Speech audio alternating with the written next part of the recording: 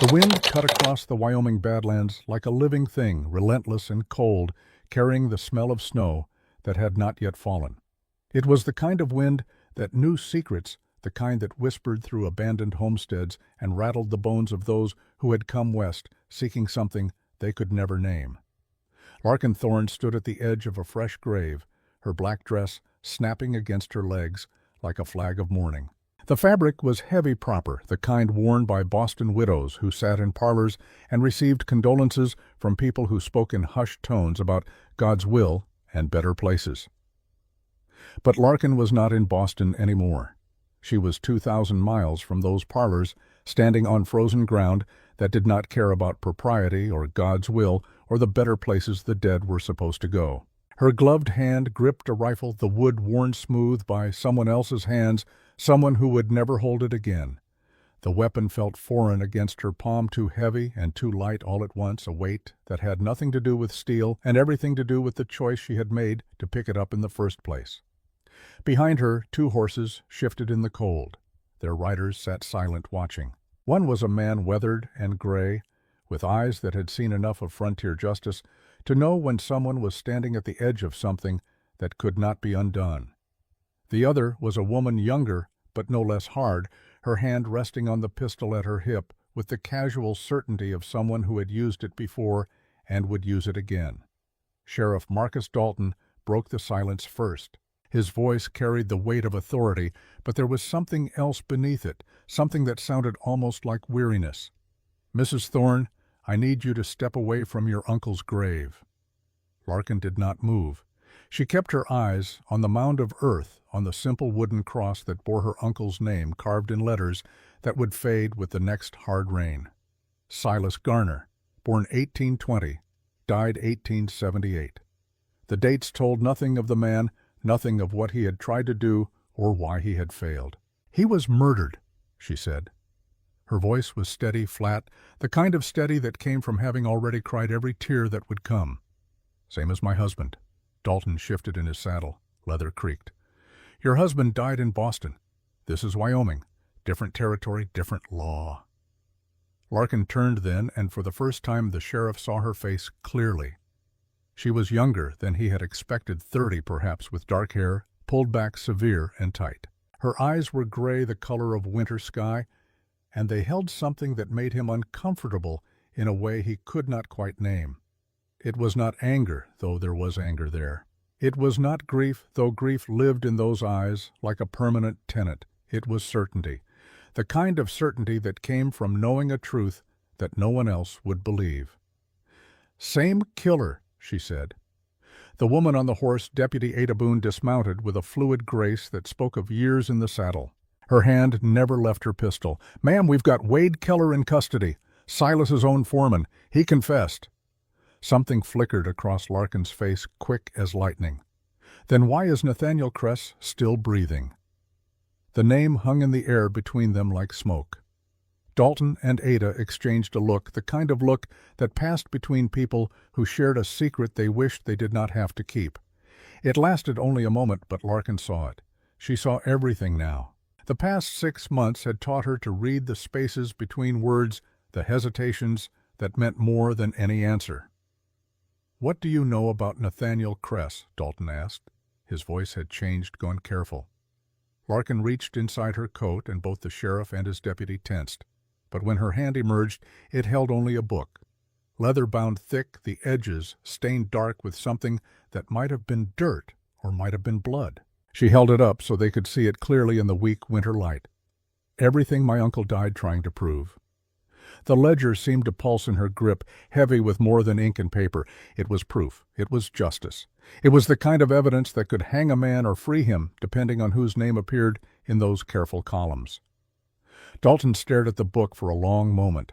Then he looked back at Larkin's face, at those gray eyes that held no mercy and no fear, and he made a decision that would change everything that came after. "We need to talk," he said. "All of us, not here." But Larkin shook her head. "No, not yet. First you need to know how we got here. All of us. Because this story doesn't start with my uncle's death. It doesn't even start with my husband's. It starts the day I stopped believing in accidents." 3 days earlier, Larkin had been on a train. The Union Pacific cut through the heart of the continent like a steel promise carrying hope and desperation in equal measure. In the passenger car, settlers dozed against windows streaked with soot. Farmers clutched land deeds like holy texts, and women in worn dresses counted coins and prayed they would be enough. Larkin sat alone, watching the prairie roll past in endless waves of brown and gray, watching America slide by like something from a dream she could not quite wake from. In her lap lay a letter read so many times the creases had begun to tear. The handwriting was familiar, the same careful script that had taught her to write her name when she was 5 years old, the same hand that had signed birthday cards and Christmas greetings for 3 decades. Uncle Silas, her father's older brother, the one who had gone west when she was still a child seeking fortune in a land that promised everything and delivered mostly dust. They had written over the years long letters full of weather reports and cattle prices and the small details that made up a life. She had told him when she married Elliot.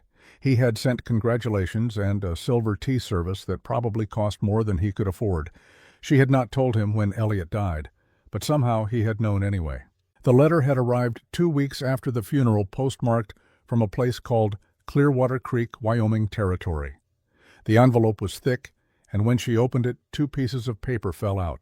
One was a letter. The other was a train ticket. The letter said, "I found proof Elliot didn't fall. He was pushed. Come quickly." Nothing more. No explanation, no details, just those 10 words and a ticket that would take her 2,000 miles from everything she had ever known. She should have ignored it. She should have burned the letter and the ticket. Both should have stayed in Boston, where widows were supposed to stay in the house that Elliot's death had left her living on the charity of his former business partners and the thin mercy of society's pity. But she had not burned it. She had packed a single trunk, sold what little she owned, and boarded the train west. Across from her in the passenger car sat an older woman, somewhere past 60, with silver hair and a face that spoke of kindness, worn smooth by years of practice. She wore the plain gray dress of a Quaker, and she had been watching Larkin with the quiet attention of someone who recognized suffering when she saw it. "First time west?" the woman asked. Her voice was gentle, the kind of gentle that invited truth. Larkin looked up from the letter. Yes. Running from something or running toward, it was a bold question, the kind that strangers were not supposed to ask. But there was something about the rhythm of the train, the way it carried them all forward into unknown country, that made boldness feel like honesty instead of rudeness. "Both," Larkin said, and then, surprising herself, she added, "My husband died 6 months ago. My uncle wrote to say it wasn't an accident." The woman nodded slowly as if this made perfect sense. "Death rarely is in my experience. I'm Grace Madsen, traveling to my daughter's ranch outside Clearwater Creek. Larkin Thorne." She hesitated, then offered her hand. Grace took it, her grip warm and firm despite her age. "Thorne," Grace repeated, tasting the name. "Any relation to Silas Garner runs the Sweetwater spread." Larkin's heart kicked. "He's my uncle. You know him. Know of him. Good man by all accounts, honest, keeps his word. Those are rare qualities out here." Grace paused, studying Larkin's face. "You're going to him then? To Sweetwater?" "Yes. Alone." The word hung between them. Alone. It was the truth of Larkin's life now, the shape her world had taken since the morning she found Elliot at the bottom of the stairs, his neck bent at an angle that made her stomach turn even now, months later. "Yes," she said again. Grace was quiet for a moment, watching the prairie slide past. Then she said, "I've buried a husband and a son. Lost them both to violence. My husband to border raiders, my boy to the war. So I know something about being alone in the world." She turned back to Larkin, and her eyes were clear and direct. "But I also know that alone is a choice we keep making day after day until we decide to stop." Larkin wanted to argue, wanted to explain that her aloneness was not a choice, but a sentence handed down by circumstances beyond her control. But the words would not come. Instead, she found herself telling Grace the story she had told no one else, the story that lived inside her like a stone in her chest. Elliot Thorne had been a banker, successful, charming, the kind of man Boston society called a catch. They had married when Larkin was 23, and for a while she had believed she was happy. Elliot was attentive, generous, with gifts and compliments. He took her to the theater, introduced her to important people, made her feel like she mattered. But there were things about Elliot she did not know. Things he hid behind closed office doors and late-night meetings with his business partner Nathaniel Kress. The morning Elliot died, he had been agitated. He told Larkin there was a problem at the bank, something serious, something that needed to be addressed immediately. He left the house before breakfast, his face pale and his hands shaking. 2 hours later, a policeman knocked on her door. They found Elliot at the bottom of the stairs in his office building. The official report said he had fallen, that his foot must have slipped on the polished wood. There were no witnesses, no signs of struggle. Just a successful banker dead at 42, leaving behind a young widow and questions no one wanted to answer. The funeral had been well attended. People spoke in hushed voices about tragedy and God's mysterious ways. Nathaniel Kress gave a moving eulogy, his voice breaking as he called Elliot his dearest friend and most trusted partner. It was Kress who came to Larkin 3 days after the funeral, his face grave, his hands folded in an attitude of regret. "There's something you need to know," he said, "about Elliot." He told her that the bank had been conducting an internal audit, that significant sums were missing, that Elliot had been the last person to access certain accounts, that it appeared, though Kress hated to say it, that Elliot might have been involved in embezzlement. "Of course we can't prove anything now," Kress said, his voice smooth with false sympathy. "And we wouldn't want to tarnish his memory. But there's another matter. The life insurance policy. Given the circumstances and the questions around Elliot's death, the company is hesitant to pay out." Larkin had stared at him, her mind struggling to process what he was saying. "You think Elliot killed himself because of the missing money. I'm saying there are questions, and questions make people nervous. The insurance investigator, for instance, asked me directly whether I thought you might have had any involvement in Elliot's death." The accusation was delicate, wrapped in layers of implication and concern, but it was there. Kress was suggesting that Larkin might have killed her husband. "That's absurd," she said. "I loved Elliot." "Of course you did." Kress smiled, and it did not reach his eyes. "And I told the investigator exactly that. But you understand how it looks. A young wife, a large insurance policy, a husband with financial troubles. People talk." They did talk. Within a week, Boston society had convicted Larkin in the court of whispered rumor. She saw it in the way women crossed the street to avoid greeting her, in the way invitations stopped arriving, in the way her own banker began asking pointed questions about her accounts. No charges were ever filed. There was no evidence, after all, nothing but Kress's careful insinuations and the insurance company's refusal to pay. But Larkin became a pariah anyway, the widow who might have murdered her husband, the woman who could not be trusted. She had been preparing to leave Boston to go anywhere that did not know her name when Silas's letter arrived. Grace Madsen listened to all of this without interrupting, her face calm and attentive. When Larkin finished, when the words finally ran dry, Grace reached across the space between their seats and took Larkin's hand. "This Nathaniel Kress," she said. "He's the one your uncle mentioned, isn't he? The one connected to Elliot's death." Larkin nodded. "Silas wrote that he had proof, evidence that Kress killed Elliot and framed him for the embezzlement. And you believe him, your uncle?"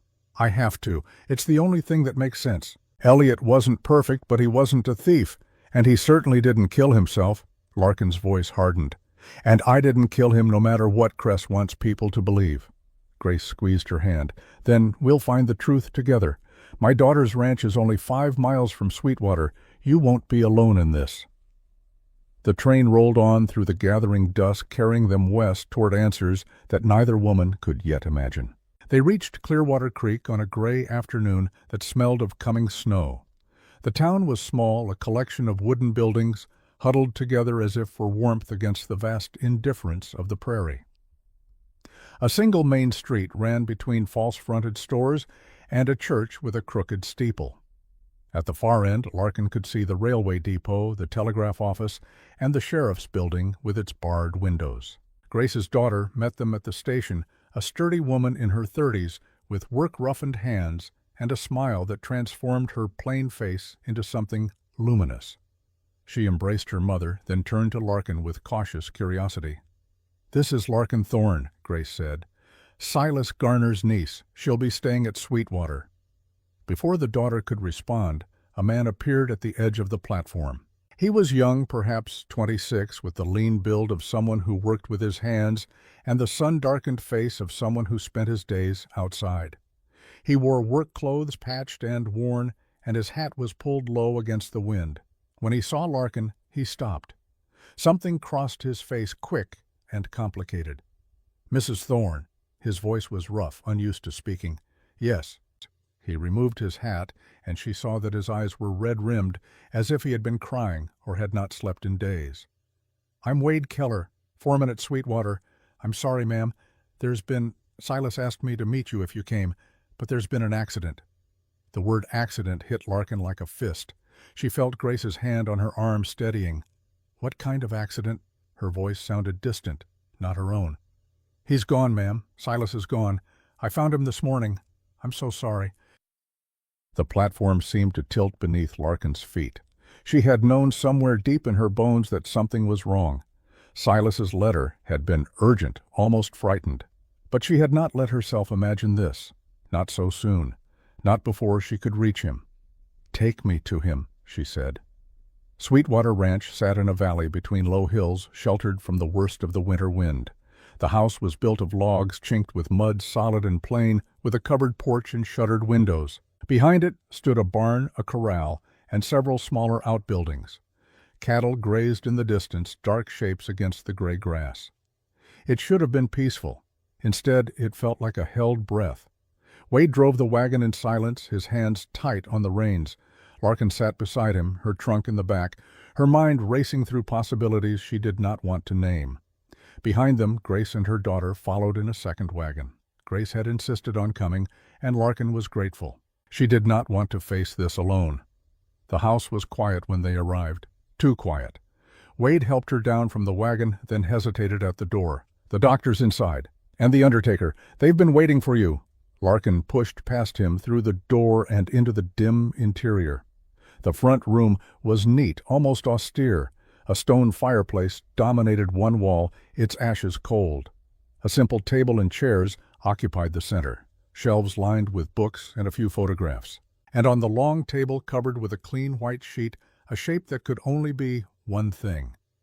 An old man stood beside the body. He was thin, white-haired, with the careful movements of someone well past 70. When he saw Larkin, he nodded gravely. "Dr. Enoch Pruitt, ma'am. I'm sorry for your loss." Larkin approached the table. Her hand shook as she reached for the sheet, then stopped. "May I?"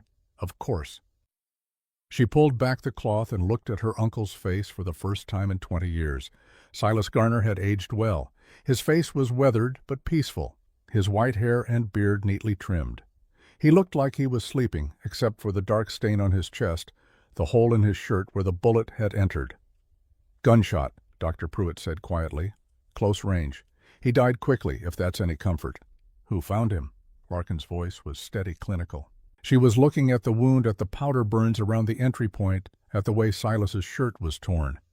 "Wade did, this morning, just after dawn. Came to the house to discuss the day's work and found him like this." Larkin turned to where Wade stood in the doorway, his face pale. "Did you hear the shot?" "No, ma'am. I sleep in the bunkhouse. It's too far to hear." "And you saw no one else, no riders leaving?" Wade shook his head. "Just Silas. Just this." A noise outside made them all turn. Horses approaching. Larkin moved to the window and saw 2 riders coming up the drive. One was a man in his 50s, solid and gray, wearing a badge that caught the weak sunlight. The other was a woman younger, also wearing a badge. "Sheriff Dalton," Dr. Pruitt said, "and Deputy Boone." Larkin watched them dismount, watched the way the sheriff's eyes swept the house and grounds with practiced attention. This was the law in Clearwater Creek, the law that would decide what happened next. Sheriff Marcus Dalton entered the house with the quiet authority of a man who had walked through many doors and seen many bodies. He removed his hat, nodded to Dr. Pruitt, then turned his attention to Larkin. "You're Silas's niece, the one from Boston." It was not a question, but Larkin answered anyway. "Yes, Larkin Thorne." "My condolences, ma'am. This is a bad business." He moved to the table, looked down at Silas's body with a professional detachment that somehow felt more respectful than false sentiment. "Doc, what can you tell me?" Dr. Pruitt repeated what he had told Larkin. "Single gunshot, close-range death, likely instantaneous." "Time of death?" Dalton asked. "Sometime last night, between midnight and 3 in the morning, I'd estimate." Dalton turned to Wade. "And you found him at dawn?" "Yes, sir, around 6 o'clock." "Anyone else on the property last night?" "No, sir, just me and Silas. The other hands are up in the north pasture, won't be back for another week." Deputy Ada Boone had been examining the room with sharp eyes. Now she spoke for the first time. "The desk's been searched, drawers pulled out, papers on the floor." Larkin looked where Ada was pointing. She was right. The small desk in the corner was in disarray, its contents scattered as if someone had been looking for something specific. "Robbery?" Dalton asked. "Maybe." Ada moved to the desk, knelt to examine the papers. "Or someone looking for something particular." Larkin's heart was pounding now. The ledger. Silas had written about evidence, about proof. Had he hidden it here? Had his killer been searching for it? She moved to the desk before she could think better of it, drawn by a need to see, to know. Ada looked up as she approached. "Ma'am, this is a crime scene. I need you to step back." "This is my uncle's house." Larkin's voice was sharper than she intended. "I have a right to see." Dalton intervened, his tone careful. "Mrs. Thorne, I understand this is difficult, but we need to preserve the scene for the investigation." "Investigation?" Larkin turned on him. "You said robbery. That's not an investigation. That's an assumption. It's the most likely explanation. Is it, or is it the easiest one?" A tense silence filled the room. Dalton studied Larkin with new attention, seeing past the widow's black dress and tear-rimmed eyes to something harder beneath. "You have reason to think otherwise." This was the moment to tell him about Silas's letter, about the proof of Elliott's murder, about Nathaniel Kress. But something stopped her.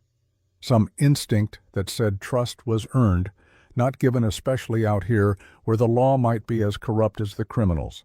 "I have questions," she said instead, "and I'd like answers before we decide what happened here." Dalton nodded slowly. "Fair enough. Wade, I'm going to need you to come to my office. Give a full statement." Wade's face went white. "Am I under arrest? Should you be?" "No, I didn't.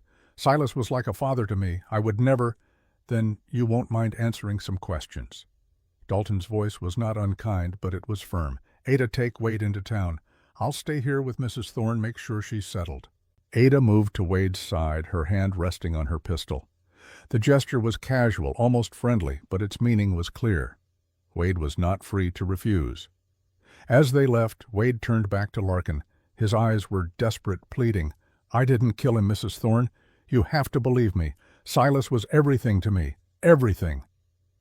Then he was gone, led away by Ada Boone into the gray afternoon. Larkin and Dalton stood in the quiet house alone, except for Dr. Pruitt and the body of the man who had brought them both here. "Tell me about your relationship with your uncle," Dalton said. "We corresponded. Letters. Not often, but regularly." "When did you last hear from him?" Larkin hesitated. Then she reached into her coat and withdrew the letter, the one that had brought her 2,000 miles. She handed it to Dalton without a word. He read it slowly, his face revealing nothing.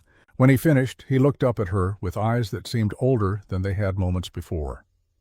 "Proof that someone was pushed. Your husband, I assume?" "Yes." "And you came all this way based on these 10 words. I came because my uncle asked, and because he was right." "Right about what, Mrs. Thorne?" She met his gaze directly. "That Elliott didn't fall.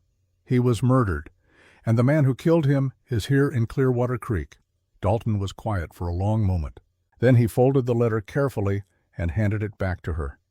"That's a serious accusation. You have evidence. Silas said he did. That's what he was looking for, wasn't it, the killer? Whatever proof Silas had." "Maybe." Dalton glanced at the ransacked desk. "Or maybe Wade killed him for his money and made it look like a robbery. Wade didn't do this." "How can you be sure you just met the boy?" "Because my uncle trusted him, and because I saw his face when he heard Silas was dead." That wasn't guilt, that was grief. Dalton studied her with something that might have been respect. "You're observant." "I've learned to be." He nodded as if this explained something. Then he moved to the desk, began examining the scattered papers with careful attention. Larkin watched him, trying to read his intentions. Was he looking for evidence, or for something to hide? "This proof your uncle mentioned," Dalton said, not looking up. "Any idea what form it took? Documents, testimony?" "I don't know, he didn't say." "But you're going to look for it?" It was not a question. Larkin did not bother denying it. "Yes." Dalton straightened, met her eyes. "Mrs. Thorne, let me give you some advice. Clearwater Creek isn't Boston. Out here, justice doesn't always wear a badge. Sometimes it wears a gun. And sometimes it doesn't come at all." He paused. "Be careful what you go looking for. You might not like what you find." "I already don't like what I've found, but that won't stop me." Something flickered across Dalton's face. It might have been admiration. It might have been warning. "Then I'll do what I can to keep you alive while you look." He left soon after taking Dr. Pruitt with him. The undertaker arrived to collect Silas's body. Grace stayed moving quietly through the house, making tea, lighting lamps as darkness fell. Larkin sat at her uncle's desk and began to search. The papers scattered across the floor were ordinary. Ranch accounts, letters from cattle buyers, receipts for supplies, nothing that looked like proof of murder, nothing that explained why Silas had been killed. But there was a drawer that would not open, locked, the keyhole small and precise. Larkin searched for the key, going through Silas's pockets, checking the desk, looking under furniture. Nothing. Whoever had ransacked the desk had either not noticed the locked drawer or had not been able to open it. She found a knife in the kitchen, slid the blade into the drawer's seam, and pried. The wood splintered, but held. She tried again, harder this time, and the drawer gave way with a crack that sounded too loud in the quiet house. Inside was emptiness. Whatever had been there was gone. Larkin sat back, frustration and grief washing over her in equal measure. Silas had hidden something in this drawer, something important enough to lock away, and someone had taken it before she could arrive. Unless... She reached into the drawer again, felt along the bottom and sides. Her fingers found a small irregularity, a seam in the wood. She pressed, and a false bottom lifted away. Beneath it lay a single piece of paper. Not a ledger, not a document. Just a note in Silas's handwriting, 5 words long. John 8:32. Larkin stared at it, her mind racing. A Bible verse. Why would Silas leave her a Bible verse? Grace appeared in the doorway, a cup of tea in her hands. "Any luck?" Larkin showed her the note. Grace read it, then smiled slightly. "The truth shall make you free." You know it. Every Quaker knows that verse. John 8:32. "And ye shall know the truth, and the truth shall make you free." Grace set down the tea and moved to the bookshelf. "Your uncle was a religious man." "I don't know. We never discussed it." Grace was running her fingers along the spines of the books, her touch gentle and searching. Most were practical volumes, guides to ranching and animal husbandry. A few novels, some poetry. But on the top shelf, thick and heavy, sat a family Bible. Grace reached up, took it down, and brought it to the desk. The leather was worn, the pages soft with use. She opened it carefully, turned to the Gospel of John, chapter 8. And there, pressed between the pages at verse 32, was a key. Larkin's breath caught. It was small brass, the kind that might fit a strongbox or a safe. She picked it up, felt its weight in her palm. "Now you just need to find what it opens," Grace said. They searched the house room by room, looking for anything that might require a key. A trunk, a box, a safe built into the wall. But there was nothing.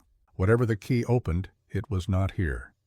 Larkin was beginning to despair when she remembered Wade's words at the station.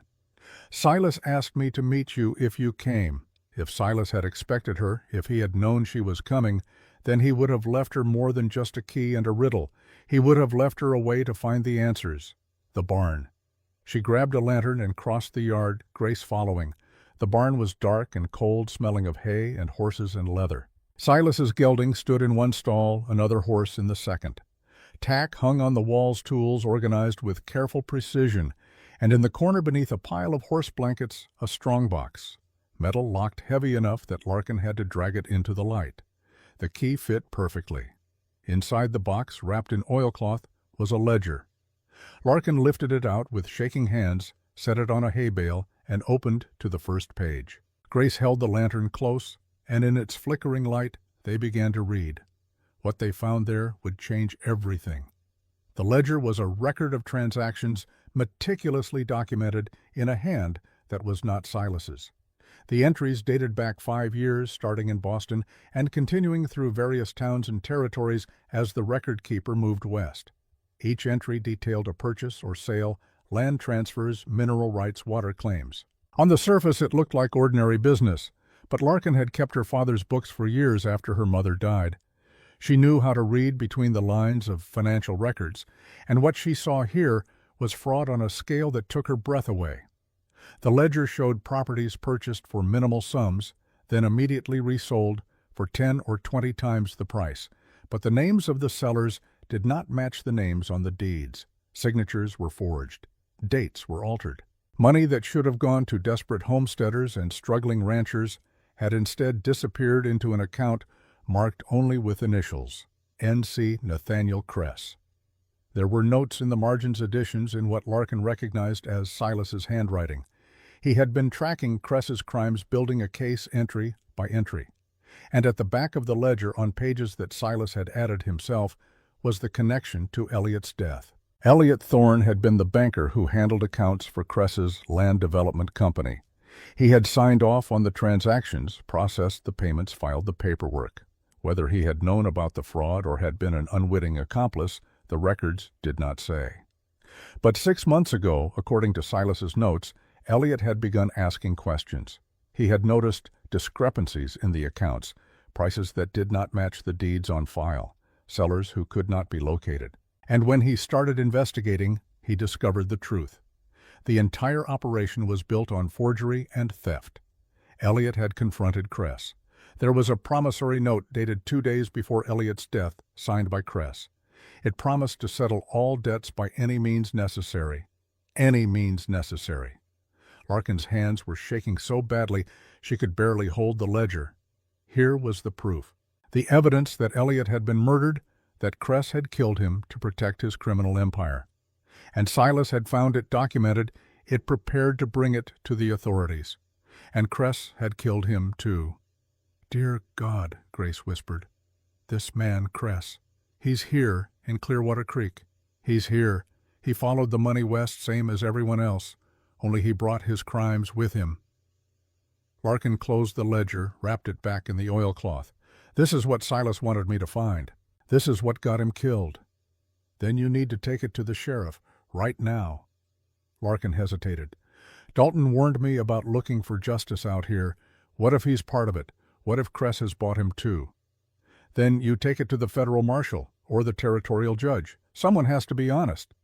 Before Larkin could answer, they heard it, the sound of breaking glass from the house. Men's voices, rough and urgent. Larkin's blood went cold. She grabbed the ledger, shoved it under her coat, and ran for the barn door. Grace was right behind her, moving fast despite her age. They reached the house to find the front door standing open. Light spilled from inside, and shadows moved against the walls. At least 3 men, maybe more.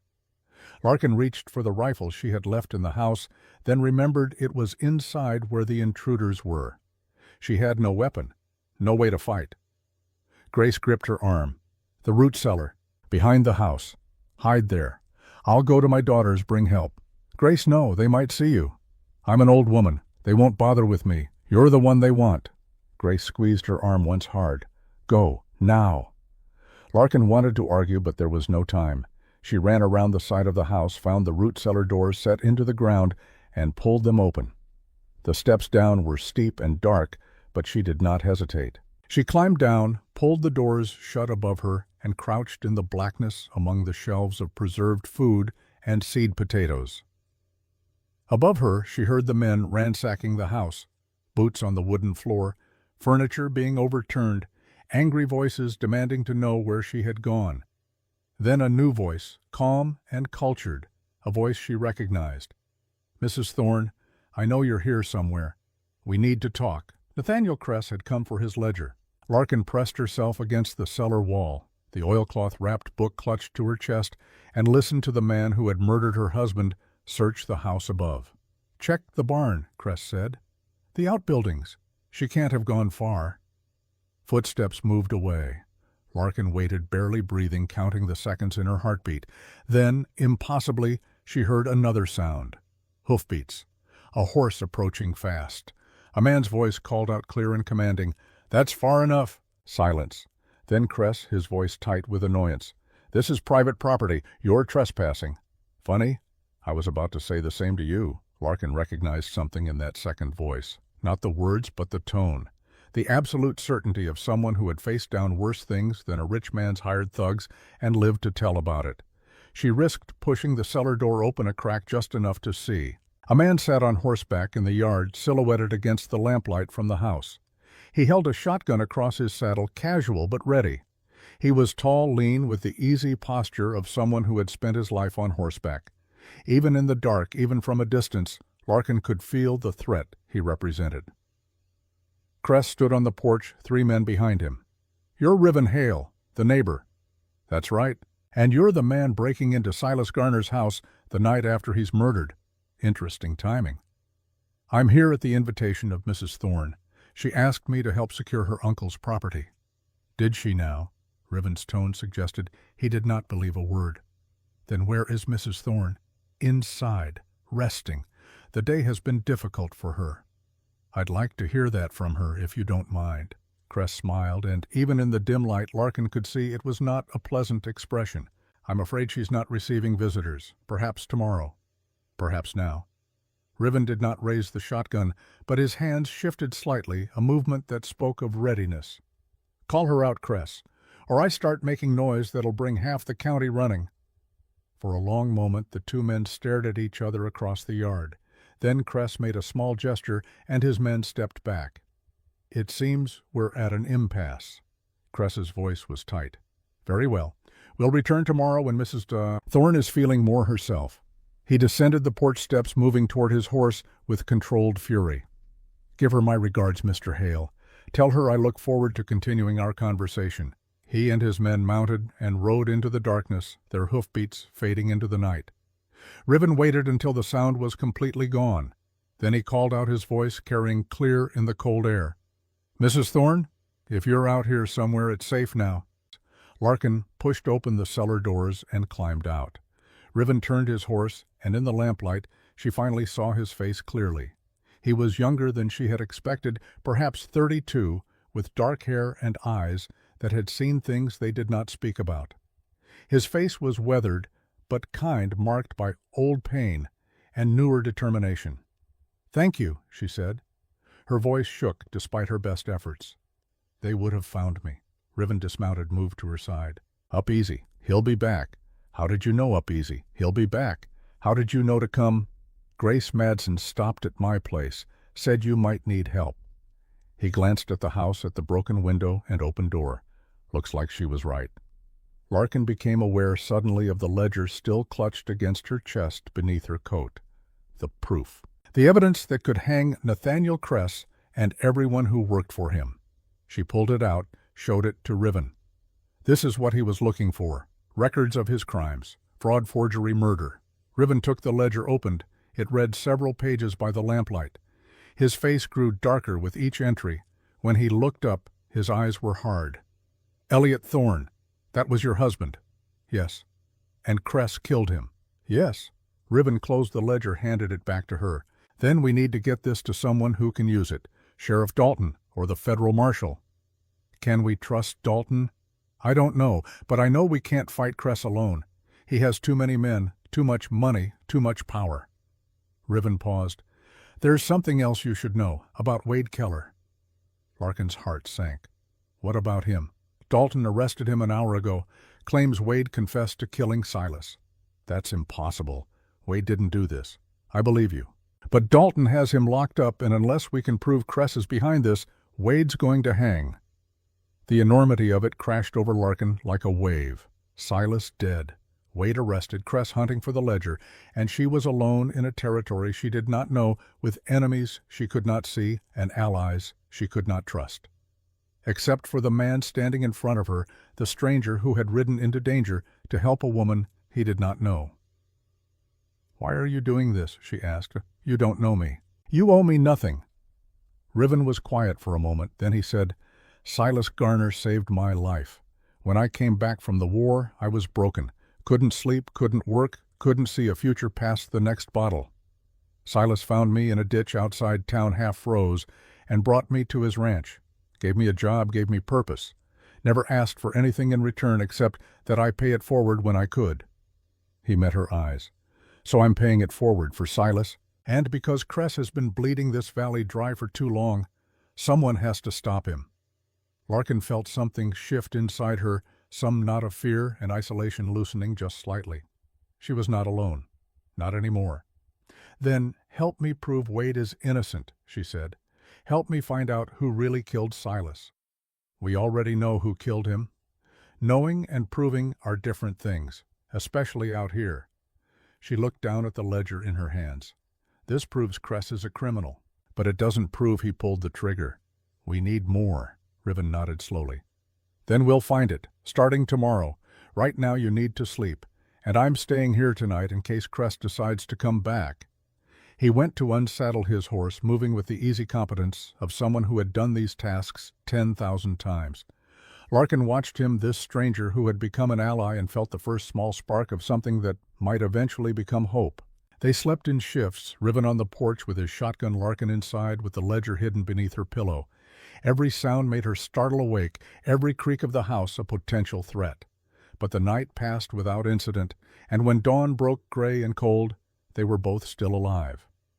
Grace returned with first light, bringing her daughter and supplies. She embraced Larkin with the fierce affection of someone who had been genuinely worried, then set about making breakfast while the younger women cleaned up the damage from the previous night's intrusion. Over coffee and eggs, Larkin told them everything. The ledger, Cress's visit, Wade's arrest. Grace listened with growing anger, her Quaker pacifism warring with a mother's protective fury. "That boy didn't kill anyone," she said. "I've known Wade Keller since he was 16. He's gentle as a lamb." "We need to prove it," Larkin said, "but I don't know how. The sheriff has Wade's confession. A confession can be forced." This from Grace's daughter, Sarah, a practical woman who had lived on the frontier long enough to know that justice and law were not always the same thing. Dalton might be honest, might not, but even honest men can be fooled by clever liars. Riven set down his coffee cup. "Wade told me something once. Said Silas kept a journal, wrote in it every night. If we can find that journal, it might tell us who Silas suspected, who he was afraid of." Larkin's mind raced. A journal. She had searched the house, but not thoroughly, not with the knowledge that she was looking for something specific. Where would he keep it? Someplace private. Someplace he felt safe. They searched the house again, this time with 4 sets of eyes and a clear goal. They looked under floorboards, behind furniture, inside every drawer and trunk and box. And finally, in the bedroom, beneath a loose stone in the hearth, Larkin found it. A small book, leather-bound, filled with Silas's careful handwriting. The last entry was dated the day before his death. Larkin read it aloud, her voice shaking. "He came again today, more threatening this time. Says if I don't hand over the ledger, he'll make sure I regret it. I told him I don't know what he's talking about, but he doesn't believe me. I need to get word to Larkin. Need to warn her not to come. It's too dangerous. But the letter's already sent, and knowing her, she's already on her way. God forgive me for bringing her into this. God forgive me for all of it." The entry ended there. No name, just he.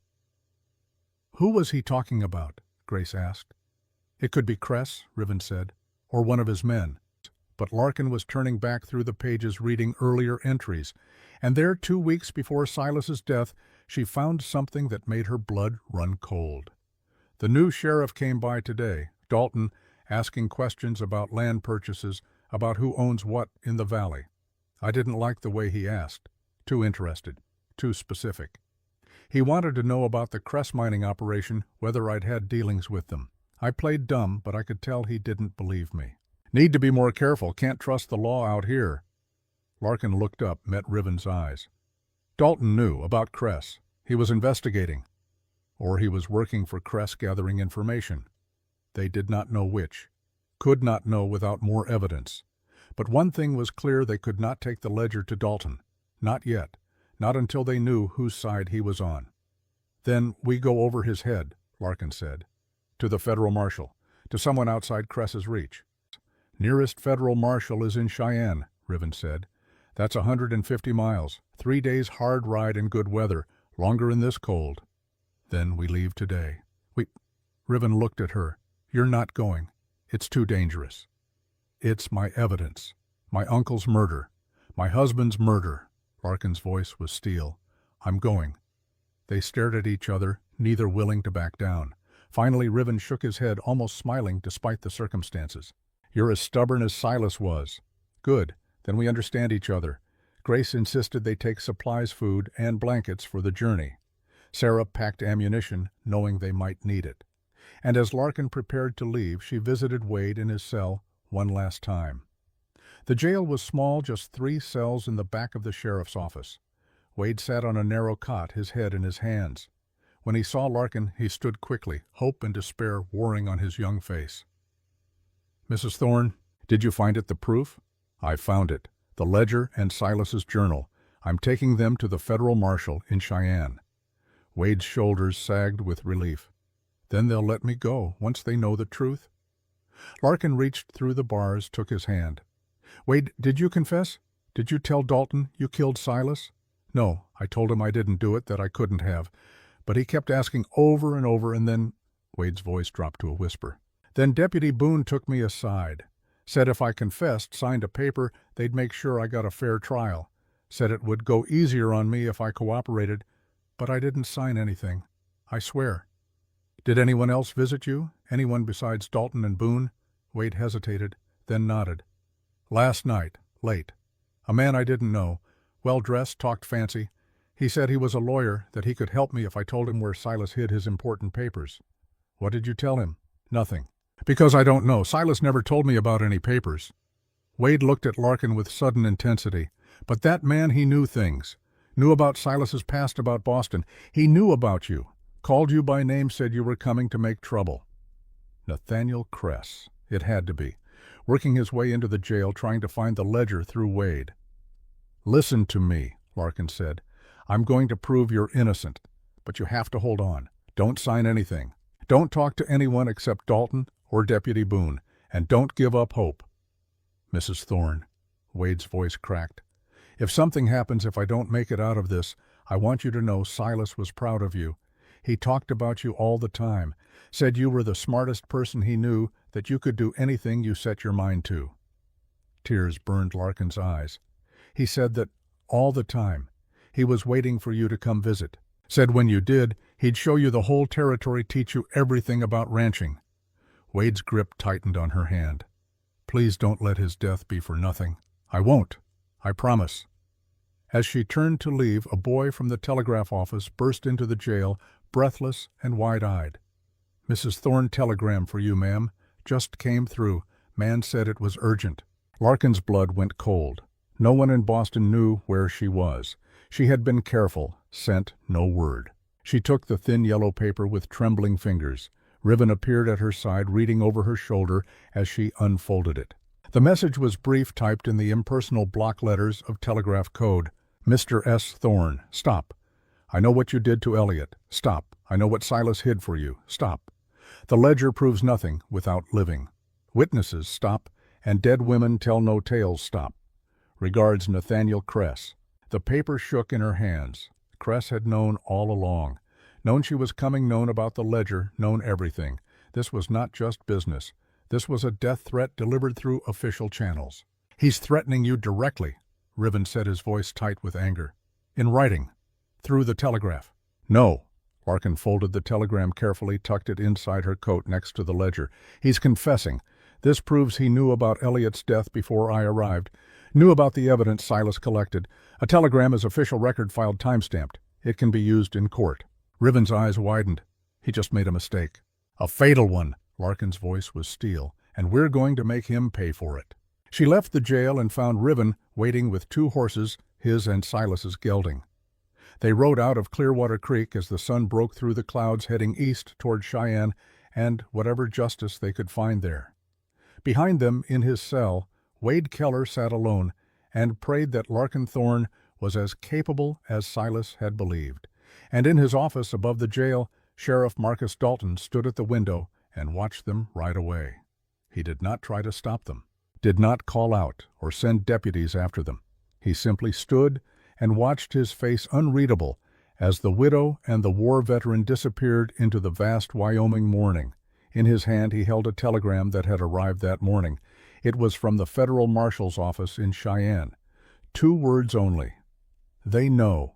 Dalton crushed the paper in his fist and turned away from the window. Whatever was coming, it was coming fast. And he would have to decide very soon which side of the law he wanted to be on when it arrived. The prairie stretched endlessly in all directions, a sea of frozen grass that turned silver under the weak winter sun. Larkin and Riven rode east, their horses' breath coming in white plumes, the leather of their saddles creaking in rhythm with the hoofbeats. Behind them, Clearwater Creek disappeared into the distance, swallowed by the vast indifference of the Wyoming Territory. Larkin clutched the reins with hands that had gone numb hours ago. She had never ridden this long, this hard. Her thighs ached. Her back screamed, every bone in her body protested the endless, jarring motion. But she did not complain. Could not complain. Wade Keller sat in a cell waiting for her to save him, and Silas lay in the ground unavenged. Pain was nothing compared to that. Riven rode slightly ahead, his eyes constantly scanning the horizon. He had not spoken since they left town, his attention focused entirely on the landscape around them. Larkin had learned in their brief acquaintance that he was a man who chose his words carefully, who trusted silence more than empty conversation. It should have made her uncomfortable, this quiet intensity, but instead she found it steadying. Riven Hale was not a man who would promise what he could not deliver.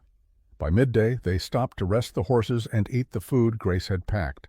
Cold biscuits and jerky washed down with water from a creek so cold it made Larkin's teeth ache. They sat on a fallen log, not speaking, watching the horses graze on the sparse winter grass. Finally Riven broke the silence. "We're being followed." Larkin's hand froze halfway to her mouth. "Are you certain?" "2 riders, maybe 3. Been keeping pace since we left town, staying just out of sight." He nodded toward a ridge about a mile behind them. "They'll show themselves eventually. Question is whether they're Cress's men or Dalton's. Does it matter? Might. Dalton's men would try to arrest us, take us back. Cress's men would just kill us and take the ledger." Riven finished his biscuit, stood, and stretched. "Either way, we can't outrun them, not with the horses already tired." "Then what do? We don't go to Cheyenne, not directly. Too predictable." Riven helped her to her feet, his hand warm even through her glove. "There's a place north of here about 10 miles. Belongs to Grace's daughter. Small homestead out of the way. We can shelter there, let whoever's following us pass by. And if they don't pass by, then we deal with them." His hand moved to the rifle on his saddle, a gesture so natural it spoke of long practice, one way or another.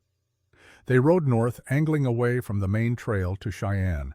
The land grew rougher, broken by gullies and rocky outcroppings that offered cover but also concealed potential threats. Larkin's nerves stretched tighter, with each mile her eyes darting to every shadow, every movement in the peripheral vision. The homestead appeared just as the sun began its descent toward the horizon, a small cabin weathered but solid with a barn and corral. Smoke rose from the chimney, a sign of life that felt almost miraculous in this empty landscape. Sarah, Grace's daughter, emerged as they rode up. She took in their exhausted faces the way Riven kept looking back over his shoulder and asked no questions. "Inside, both of you. I'll see to the horses." The cabin was warm, almost stifling after hours in the cold. A fire burned in the stone hearth, and the smell of cooking stew made Larkin's stomach clench with sudden hunger. But there was something else, something that made her stop just inside the door. A girl sat in the corner, so still and quiet that Larkin had almost missed her. She was young, perhaps 17, with blonde hair pulled back in a severe braid. She wore a high-necked dress despite the warmth of the room, and her hands were folded in her lap with a precision that spoke of deliberate control. But it was her eyes that caught Larkin's attention. They were old eyes that had seen things no 17-year-old should ever witness. "This is Mercy," Sarah said quietly. "My mother's granddaughter. She's been with us 2 years now." Larkin started to offer a greeting, but Mercy did not look up, did not acknowledge her presence at all. Just sat in her corner, hands folded, eyes fixed on something only she could see. "She doesn't speak," Sarah continued, her voice gentle. "Not since she came to us, but she understands everything. Don't you?" "Mercy." The girl's eyes flickered, just for a moment. The barest acknowledgement. Larkin felt a chill that had nothing to do with the winter cold. She had seen that look before in the mirror in the weeks after Elliot's death, when the accusations had started. The look of someone who had learned that the world was not safe, that trust was a luxury they could no longer afford. Riven entered, then his face grim. 3 riders coming up the valley, about 2 miles out. Sarah moved to the window, her hand going to a rifle propped beside the door. "Cress's men. Don't know yet, but I'm not waiting to find out." Riven turned to Larkin. "The ledger. Where is it?" She pulled it from inside her coat, the oilcloth-wrapped bundle that had become more precious than gold. Riven took it, moved to the hearth, and lifted a loose stone from the floor beside it. Beneath was a small cavity, just large enough. "Sarah's husband dug this before he died," Riven explained, placing the ledger inside and replacing the stone. "Emergency cash. Nobody knows about it except family." "And you," Larkin said. "I helped build this place, helped dig the foundation." He pressed the stone flush with the floor, tested it to make sure it did not move. "If Cress's men search the cabin, they won't find it, not without tearing up every inch of floor." The riders arrived as darkness fell. Larkin watched from the window as 3 men dismounted, their faces hard and their hands resting easy on their gun belts. She recognized one of them from the night they had broken into Silas's house. Cress's men then, not lawmen. The leader knocked on the door, his fist heavy against the wood. Sarah opened it just wide enough to see out her rifle visible in her other hand. "Help you, gentlemen. We're looking for a woman, dark hair, widow's clothes, riding with Riven Hale. Seen them. Lots of folks ride through here. Can't say I keep track of them all." The man's eyes narrowed. "We have reason to believe they're heading to Cheyenne, carrying stolen property. If you're sheltering them, that makes you an accessory." "Accessory to what? You boys law. We work for Nathaniel Cress. He owns most of this valley, in case you forgot." "He doesn't own this land. My husband homesteaded it fair and square." Sarah's voice was steel wrapped in courtesy. "Now, if you're not law and you're not buying or selling, then you're trespassing. And out here, we take trespassing serious." The man looked past her, trying to see into the cabin. His eyes found Larkin standing in the shadows, and for a moment their gazes locked. She saw recognition flicker across his face, saw his hand move toward his gun. Then Riven stepped into view beside Sarah, his shotgun leveled at the man's chest. "She asked you polite to leave," Riven said. His voice was calm, almost conversational. "I'm asking less polite. Get on your horses and ride out. Now." The standoff lasted perhaps 10 seconds. 10 seconds that felt like hours. Then the leader stepped back, hands carefully away from his gun. "Mr. Cress is going to hear about this, about all of you harboring fugitives." "You tell Cress whatever you want," Sarah said, "but you do it from somewhere else." The men mounted and rode into the darkness, but Larkin knew they would not go far. They would watch, wait, look for an opportunity. Cress wanted his ledger back, and he was not the kind of man who gave up easily. "We can't stay here," Larkin said. "We're putting you in danger." "We're already in danger," Sarah replied. "Have been since Cress started buying up the valley. You're just giving us a reason to fight back." She set her rifle down, moved to the stove to dish out stew. "Eat. Rest. At first light, Riven can take you north through the high country. It's longer, harder, but those men won't be able to track you there."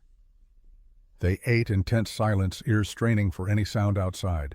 Mercy sat with them, but did not eat, just watched with those old sad eyes. After the meal, Sarah made up pallets on the floor for Larkin and Riven, then took Mercy to the small bedroom at the back of the cabin. Larkin lay in the darkness, listening to the fire crackle and Riven's steady breathing from across the room. Sleep felt impossible. Her mind raced with everything that had happened, everything still to come. Wade in his cell, Silas in his grave, Elliot's murderer still walking free. In the firelight, her young face looked. In the firelight, her young face looked ancient. Larkin sat up slowly, careful not to startle her. "Can't sleep either." Mercy shook her head. Then with deliberate movements, she began rolling up the left sleeve of her nightgown. Larkin's breath caught as the scars were revealed. Burns. Old ones, long healed but unmistakable in their pattern. Someone had held fire to this girl's skin deliberately, repeatedly.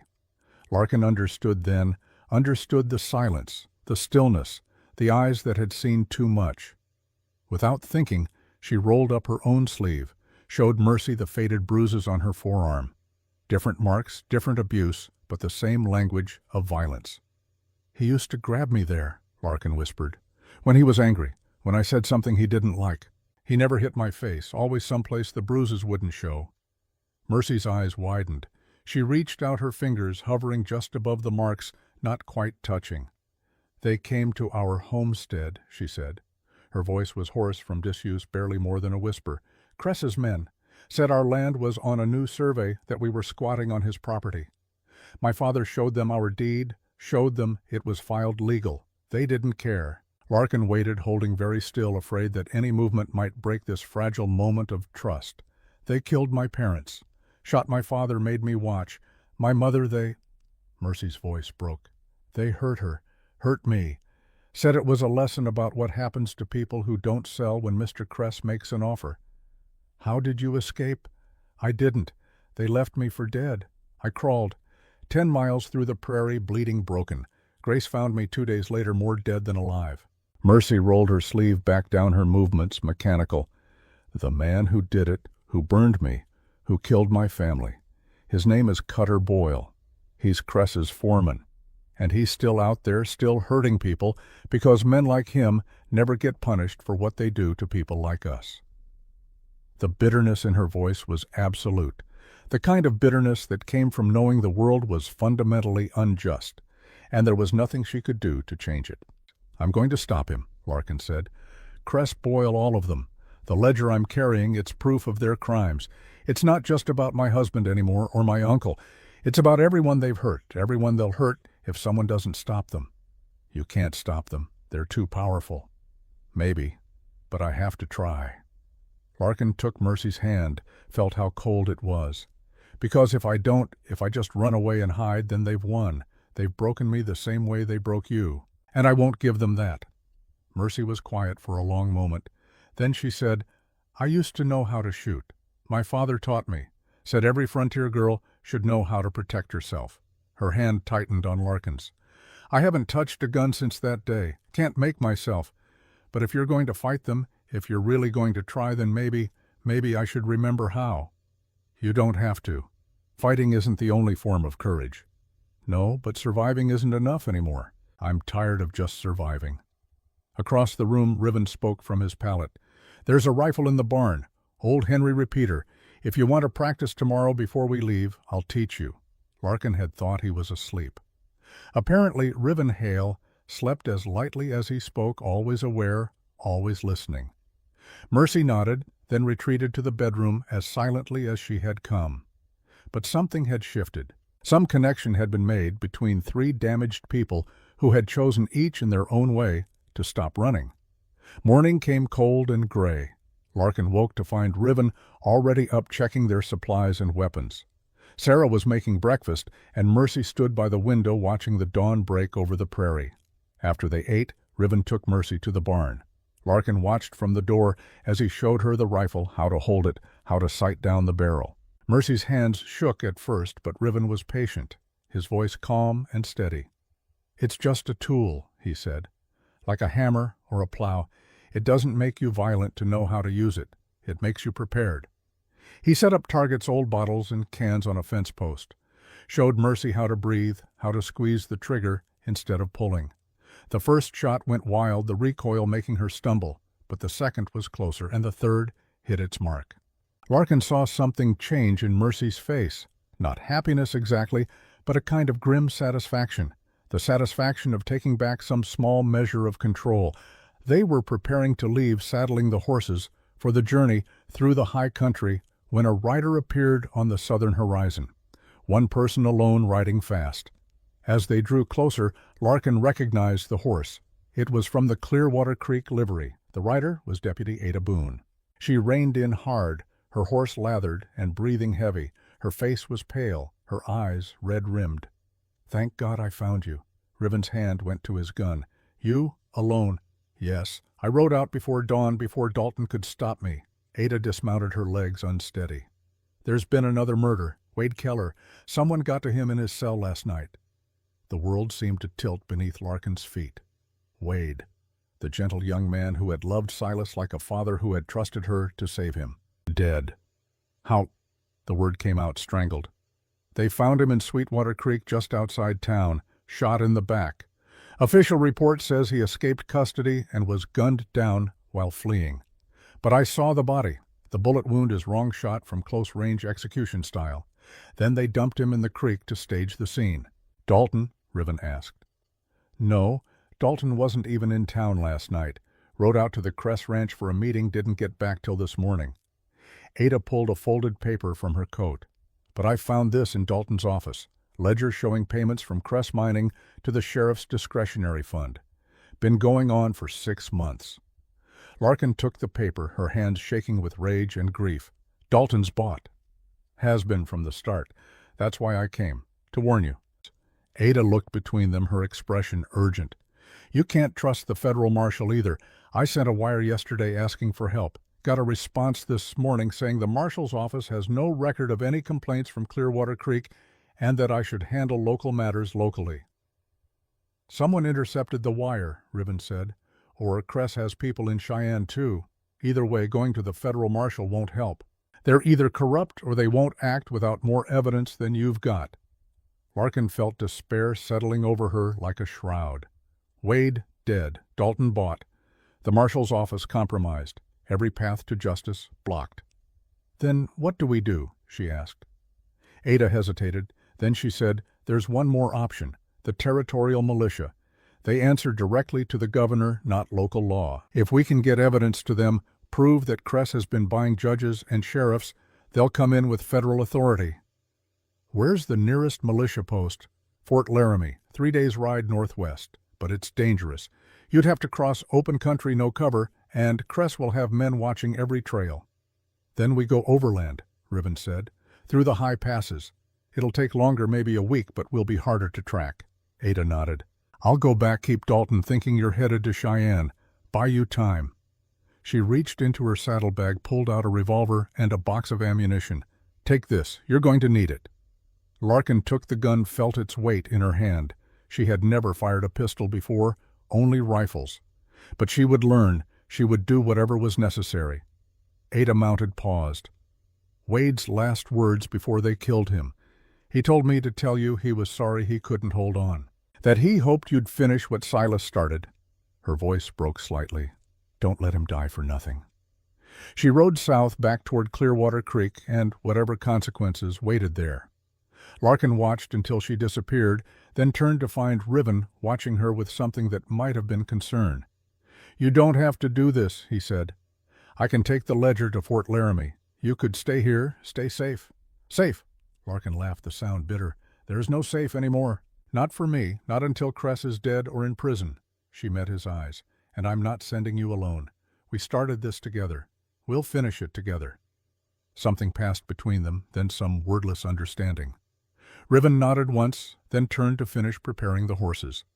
Sarah packed them enough supplies for a week, food and blankets and extra ammunition. Mercy helped her movements, quick and efficient. As Larkin was checking the saddlebags, the girl pressed something into her hand, a small leather pouch tied with a cord. "Dried herbs," Mercy whispered. "For wounds, my mother taught me." She paused. "Come back alive, both of you. Someone needs to make Cutter Boyle pay." They left at midday, riding north into country that grew steadily wilder and more desolate. The high passes were dangerous in winter, subject to sudden storms and temperatures that could kill an unprepared traveler. But they were also empty, unmapped, the kind of country where 2 riders could disappear completely. The first day passed without incident. They made camp that night in a narrow canyon, building a small fire for warmth. Riven showed Larkin how to clean and load the revolver Ada had given her, how to aim and fire. The lessons were practical focused, but there was something else beneath them, a growing familiarity, a trust being built, shot by shot. The second day brought snow, not heavy, but steady, the kind that erased tracks and turned the world into a uniform white blur. They pushed through it, following game trails and dried creek beds, navigating by Riven's knowledge of the country and a compass he carried in his pocket. That night they sheltered in an abandoned line shack, a tiny one-room cabin that smelled of mice and old smoke. Riven got a fire going in the stone hearth, while Larkin tended the horses, rubbing them down and making sure they were sheltered from the wind. Inside, the warmth was almost overwhelming after hours in the cold. Larkin sat close to the fire, her hands shaking as feeling returned to her fingers. Riven sat across from her, his face half in shadow, and for the first time since they had met, he looked tired. Bone-tired, the kind of exhaustion that went deeper than physical exertion. "Tell me about the war," Larkin said. She did not know why she asked, only that the silence felt too heavy, too full of things unsaid. Riven was quiet for so long she thought he would not answer. Then he said, "What do you want to know? Why you can't sleep? Why you keep watch even when there's nothing to watch for?" He smiled, but there was no humor in it. "You're observant." "I've learned to be, same as you." He nodded, accepting this. Then he began to speak, his voice low and steady, as if telling a story about someone else. He had been 19 when the war started, too young to understand what he was volunteering for, old enough to be handed a rifle and sent to kill men he had never met. He had served as a scout riding ahead of the main columns, mapping enemy positions, counting artillery. It was lonely work, dangerous work. But it had suited him. He preferred solitude to the chaos of camp, preferred the clean danger of enemy territory to the murky politics of command. Then came the battle he never named, the one that broke something inside him. His unit had been ambushed, surrounded. They had fought for 2 days, no water, no food, watching friends die one by one. Riven had been one of 3 who survived. "After that I couldn't, the sounds, gunfire, men screaming, even now sometimes I hear it, like it's happening all over again." His hands were shaking now, the tremor barely visible in the firelight. "That's why I draw, why I sketch landscapes. It's the only thing that quiets it." Larkin moved without thinking, crossing the small space between them. She sat beside him, took his shaking hands in hers. "Show me." He pulled out his journal, the one she had seen him carrying but never asked about. The pages were filled with drawings, mountains, rivers, trees bent by wind, and people. Grace, Sarah, Mercy, Silas. And Larkin herself rendered with careful detail, her face caught in a moment of determination. "When did you draw this?" she asked, looking at her own portrait. "The first day, at Silas's grave. You looked," he struggled for words, "like someone who wouldn't break, no matter what came." She was still holding his hands, realized it now, felt the warmth of his skin, the calluses from years of hard work. "I'm not that strong." "Yes, you are. You just don't know it yet." The wind outside had picked up, screaming around the corners of the cabin. The sound was terrible, inhuman. Riven flinched, his hands gripping hers suddenly tight. "It's just wind," Larkin said quietly. "You're here, with me, not there." But he was there. She could see it in his eyes, the way they had gone, distant and dark. He was hearing things she could not hear, seeing things that existed only in memory. She did the only thing she could think of. She began to sing. It was a hymn her mother had taught her, simple and old. Amazing grace, how sweet the sound. Her voice was not trained, not beautiful, but it was steady, present, real. Slowly Riven's breathing evened. His hands stopped shaking. He focused on her face, her voice, using them as anchors to pull himself back from whatever dark place he had been falling toward. When she finished, the silence felt different, cleaner somehow. "Thank you," he said. "You saved me from Cress's men. This is me saving you." He smiled, and this time it reached his eyes. "We make a good team." "Yes, we do." They sat together by the fire, not speaking, just existing in the same space. And somewhere in that shared silence, something shifted between them. Not romance exactly, something deeper, recognition, the understanding that they were both damaged, both survivors, both trying to find their way through a world that had tried very hard to break them. The third day dawned clear and brutally cold. They rode through country so desolate it felt like the surface of the moon. No trees, no shelter, just endless, white emptiness, and a sky so blue it hurt to look at. They were crossing an open valley, the horses struggling through snow up to their knees when Riven suddenly reined in. "Riders, behind us!" Larkin looked back and saw them. 4 men maybe a mile distant, riding hard. Cress's men. They had been found. "Hey, can we outrun them?" she asked. "Not in this snow. The horses are already tired." Riven scanned the valley looking for defensible ground. "There, those rocks. We can ford up, make them pay for every inch." They spurred the horses to a cluster of boulders at the valley's edge, dismounted, and took cover. Riven had his rifle, Larkin her pistol. Not enough firepower to win a sustained fight, but enough to make the attackers think twice. The riders closed in, spreading out as they approached, trying to surround the position. Riven fired a warning shot, the crack echoing across the valley. "That's far enough," he called. "Turn around and ride out." The leader, the same man who had come to Sarah's homestead, laughed. "You're outnumbered and outgunned, Hale. Give us the woman and the ledger, and we'll let you live." "No deal." "Then you're both going to die out here. Nobody will even find your bodies till spring." He was probably right, but Larkin found she did not care. She had come too far, lost too much to surrender now. If she was going to die, it would be fighting. The attackers charged. Riven's rifle barked and 1 man fell from his horse. Larkin fired her pistol, missed, fired again. The recoil was heavier than she expected, the noise deafening, but she kept firing, kept squeezing the trigger the way Riven had taught her. One of the attackers made it to the rocks, dismounting with his gun drawn. Larkin saw him coming, tried to aim, but her hands were shaking too badly. He raised his pistol, pointed it at her chest, and she shot him. The bullet took him in the shoulder, spinning him around. He felt his gun clattering on the rocks. Larkin stared at him, at the blood spreading across his coat, and felt her stomach heave. She turned away and vomited into the snow, her whole body shaking. Riven was beside her instantly. "You all right?"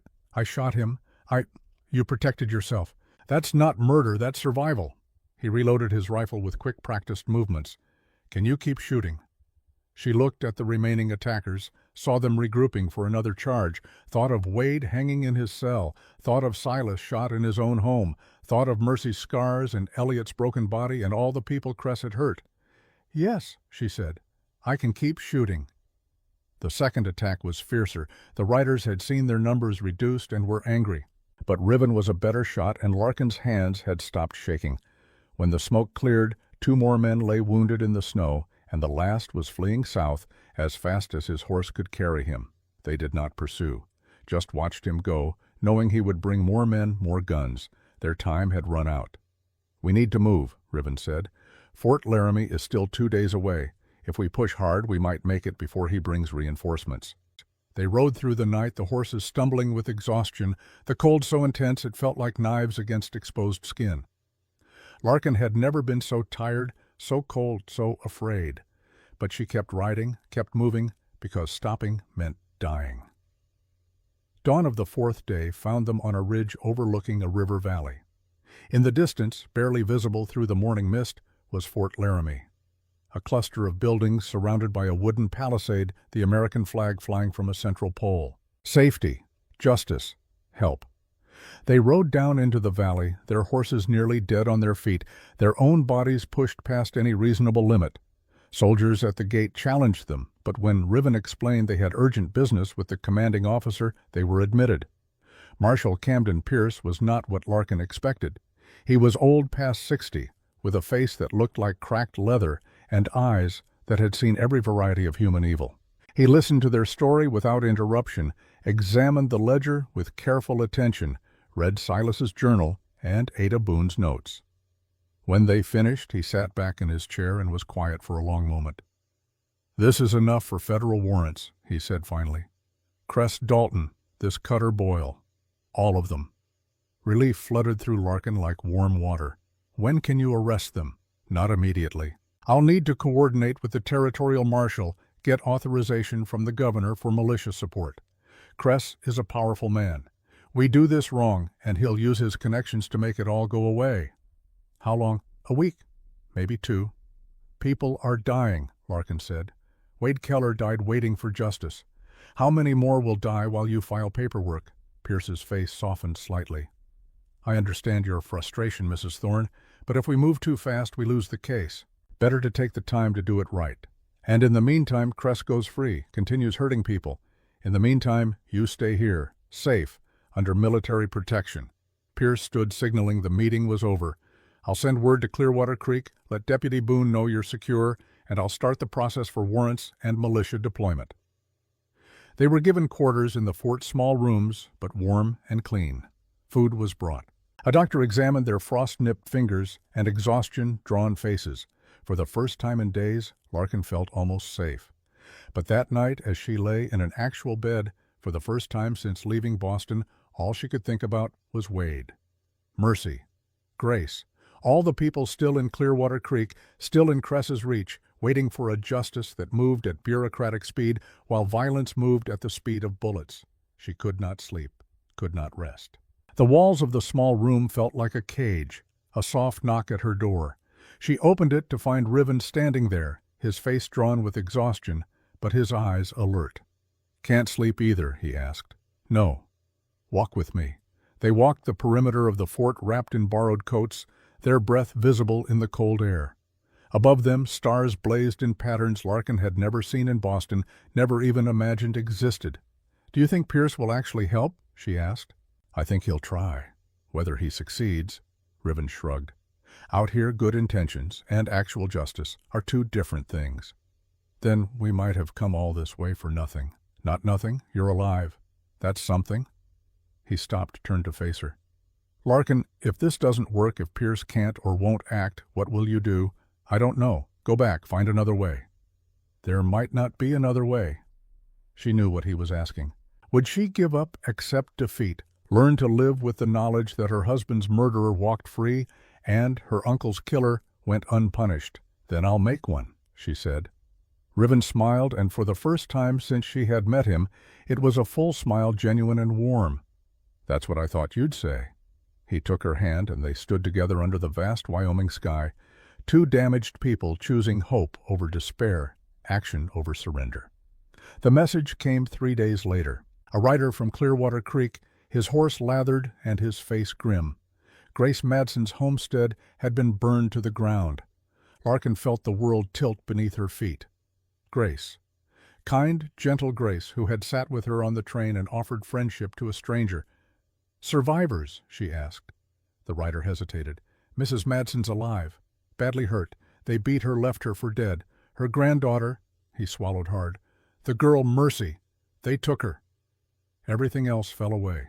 All the plans, all the careful strategy, all of Pierce's talk about warrants and procedures, none of it mattered.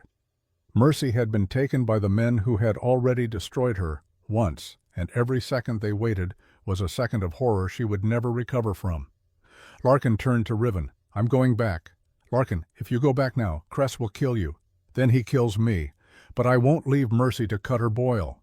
She was already moving, already planning. "You can stay here. Take the ledger to Pierce, make sure the warrants go through, but I'm going back. Today. Now." Riven caught her arm, his grip gentle but firm. "You're not going alone." Marshal Pierce tried to stop them, explained that they would be throwing away everything they had accomplished, putting themselves in mortal danger for a girl who might already be dead. But Larkin did not listen, could not listen. Mercy had spoken to her, had trusted her, had started to heal. And now she was in the hands of the monster who had broken her in the first place. They left Fort Laramie at dawn, riding horses they could not really afford, carrying weapons they barely knew how to use. Behind them, Pierce shouted orders, promised to send militia as soon as authorization came through. But Larkin knew the militia would come too late, would arrive to find bodies instead of victims to save. So she rode south, back toward Clearwater Creek, and whatever waited there, knowing she was probably riding toward her death, but unable to choose any other path.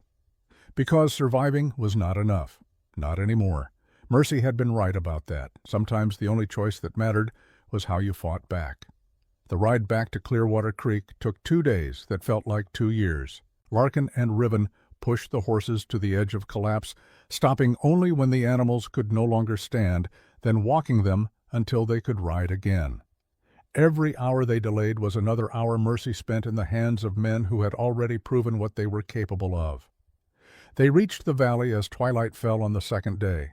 Smoke still rose from the ruins of Grace's homestead, a dark smudge against the pale sky. Larkin felt something break inside her at the sight, some last vestige of hope that maybe the writer had been wrong, maybe Grace and Mercy were safe. But the burned timbers told a different story. This had been deliberate, methodical, not just destruction, but a message. Cross Nathaniel Cress, and everything you love turns to ash. They found Grace at Sarah's cabin 3 miles north. The old woman lay on a bed by the fire, her face swollen and bruised almost beyond recognition. Sarah sat beside her, bathing the wounds with careful hands. When she saw Larkin and Riven, her face crumpled with relief and grief in equal measure. "She keeps asking for mercy," Sarah whispered. "Won't believe me when I tell her the girl's gone." Larkin moved to the bedside, took Grace's battered hand in hers. The Quaker woman's eyes opened, clouded with pain, but still sharp with awareness. "Larkin," her voice was barely a rasp, "you came back. I came back. I'm going to find Mercy. I'm going to bring her home." They took her, Cutter Boyle and 2 others, said to tell you that if you want her alive, you bring the ledger to Cress's ranch. Noon tomorrow. Grace's grip tightened with surprising strength. "It's a trap. He'll kill you both." "I know." "Then don't go. Let the marshal handle it. Let the law work." Larkin thought of Pierce filing his paperwork, coordinating with bureaucrats, moving at the speed of government, while Mercy suffered at the speed of violence. "The law moves too slow. By the time it arrives, Mercy will be dead, or worse." Grace was quiet for a moment, her breathing labored. Then she said, "I have spent my whole life believing in peace, in turning the other cheek, in letting God handle justice." Her eyes found Larkin's, and in them was something hard and final. "But my granddaughter is in the hands of evil men, and I find I no longer care about peace, only about her safety. Whatever you have to do, do it. I will answer to God for that choice." It was absolution from a woman of faith, permission to commit whatever violence was necessary. Larkin had not known she needed it until it was given. She found Deputy Ada Boone at the sheriff's office in Clearwater Creek. Ada was packing, moving with the quick efficiency of someone who had made a decision and would not be swayed from it. "Dalton's gone," Ada said without preamble. "Rode out this morning after word came about Grace's place. Headed to Cress's ranch, probably to warn him you're coming." "Are you leaving?" Larkin asked, seeing the half-filled saddlebags. "Leaving the badge behind, not leaving the fight." Ada pulled her pistol from its holster, checked the load with practiced hands. "I joined up to help people, but I've been helping the wrong ones. That ends today. Cress has at least 20 men at his ranch, probably more. Then we'll need help." Ada moved to the window, gestured to the street outside. "I've talked to some folks, people who've had enough of Cress buying up the valley, squeezing out homesteaders, ruling like some kind of feudal lord. They're ready to stand." Larkin looked out and saw them gathering. 3 men in deputies' uniforms, badges glinting in the afternoon sun. 2 ranchers she recognized from Silas's funeral, weathered men with rifles and determination written on their faces. And Riven checking his weapons with the methodical calm of someone who had been preparing for this moment since the war ended. 8 people against Cress's small army. The odds were impossible, but impossible had never stopped her before. They met in the back room of the trading post, spreading a hand-drawn map of Cress's ranch across a table. Ada had drawn it from memory, marking the main house, the bunkhouse, the barn, the corrals, marking the likely positions of guards, the sight lines, the weak points. "Cress will be expecting you to come alone," Ada said, looking at Larkin. "Desperate, willing to trade the ledger for Mercy. He'll have men positioned to take you as soon as you arrive." "Then we don't give him what he expects." Larkin studied the map, her mind working through possibilities. "I'll approach from the front, visible, drawing attention. But I won't have the ledger, just a dummy book wrapped in oilcloth. While you're distracting them, we come from 3 sides," Riven added. "Ada and 2 deputies from the east cutting off the road to town. Me and the ranchers from the North Ridge higher ground, better shooting position. The other deputy circles to the barn in case Mercy's being held there instead of the house." "And what's the goal?" one of the ranchers asked. "Kill Cress? Capture him alive if possible?" Ada said. "Dead men can't testify against corrupt sheriffs and bought judges. We need Cress alive to expose the whole network." "And Mercy," Larkin's voice was sharp. "What's the plan for getting her out safely?" "That's the hard part," Riven admitted. "We don't know where they're keeping her. Don't know how many men are guarding her. We'll have to adapt once we see the layout." It was not much of a plan. Too many variables, too many ways it could go wrong, but it was all they had. They rode out at dawn, moving in separate groups to avoid being spotted together. Larkin went alone, visible, following the main road to Cress's ranch. Behind her, hidden in the draws and gullies, the others moved into position. The ranch appeared as the sun climbed toward noon. It was larger than Larkin had imagined, almost a compound. The main house was 2 stories built of stone and timber, with a wide veranda and glass windows that spoke of wealth. Around it clustered outbuildings, corrals full of horses, and a bunkhouse that could probably sleep 30 men. Cress's empire built on theft and murder and the suffering of people like Mercy. Larkin rode through the front gate, her hands visible, her rifle left deliberately in its scabbard. Playing the part of a desperate woman, come to bargain for a life. Nathaniel Cress waited on the veranda exactly as she had known he would. He looked different than he had in Boston, harder somehow, as if the frontier had stripped away his gentleman's veneer to reveal the predator beneath. He wore an expensive suit incongruous in this rough country, and his smile was the smile of a man who believed he had already won. Beside him stood Cutter Boyle. Larkin recognized him from Mercy's description, though the description had not done justice to the reality. He was a big man, thick with muscle, with a face that suggested he enjoyed his work. In his meaty hand he held a knife, the blade bright in the sunlight. And between them, tied to one of the veranda posts, was Mercy. The girl's face was bruised, her dress torn, but her eyes were clear, defiant. When she saw Larkin, something flickered across her face. Not hope exactly, but recognition, the knowledge that someone had come for her. "Mrs. Thorne," Cress called, his voice carrying across the yard. "Punctual. I appreciate that in a woman." Larkin dismounted slowly, keeping her hands visible. "Let her go. This is between us." "Oh, but she's insurance. To ensure you brought what I asked for." Cress descended the steps, moving with the casual confidence of a man on his own territory. "The ledger. Did you bring it?" Larkin pulled the oilcloth-wrapped bundle from her saddlebag, held it up. "Here. Toss it over.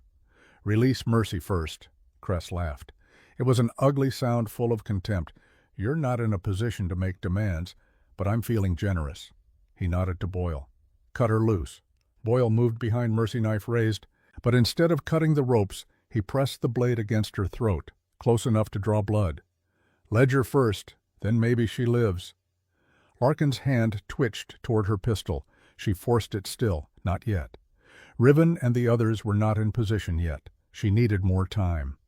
"How did Elliot die?" she asked, stalling but also genuinely wanting to know. "Did you push him yourself, or did you have someone do it for you?" Cress's smile widened. "Does it matter? Dead is dead, Mrs. Thorne. Your husband discovered my business arrangements. He threatened to expose me, to ruin years of careful work. So I eliminated the problem. Simple as that. And Silas? Did you kill him too?" Silas was collateral damage. He had evidence that could implicate me. When he wouldn't tell me where it was, I had to encourage him. Cress shrugged, as if discussing the weather. Unfortunately, the encouragement proved fatal. But these things happen, he was confessing. Speaking freely, carelessly, because he believed Larkin was alone and powerless. Because dead women could not testify. "The ledger," Cress repeated. "Now, or Boyle opens her throat." Larkin threw the bundle. It landed at Cress's feet. He picked it up, unwrapped it, opened the book. His face went dark with rage when he saw it was just a ranch ledger. Numbers and cattle counts, nothing incriminating. "You think you're clever?" he said, his voice gone cold. "You think this is some kind of game?" He pulled a pistol from inside his coat. "I'm done playing." Everything happened at once. Mercy, who had been working her bindings loose while everyone's attention was on Larkin, suddenly wrenched free. She spun, sank her teeth into Boyle's knife hand. He roared, dropped the blade. Mercy grabbed it, drove it upward into his gut with all her strength. Boyle staggered back, eyes wide with shock. Mercy stood over him, the knife red in her hand, and screamed. It was the first real sound she had made since the attack that destroyed her family, a scream of rage and pain and triumph. Cress swung his pistol toward Mercy. Larkin drew and fired in one smooth motion, the way Riven had taught her. The bullet took Cress in the shoulder, spinning him around. His shot went wild, shattering a window behind them. From the north ridge, Riven's signal shot cracked through the air.